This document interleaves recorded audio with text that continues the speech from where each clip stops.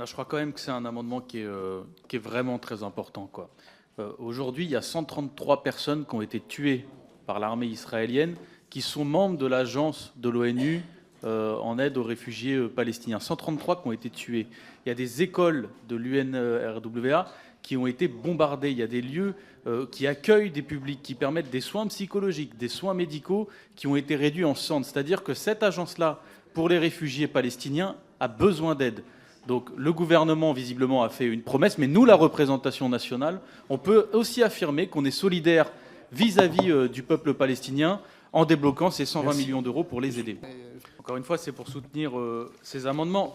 On a annoncé, c'est Madame Colonna qui a annoncé qu'elle allait débloquer 120 millions d'euros. Il faut le faire dans ce budget, chers collègues. C'est l'endroit, c'est le moment.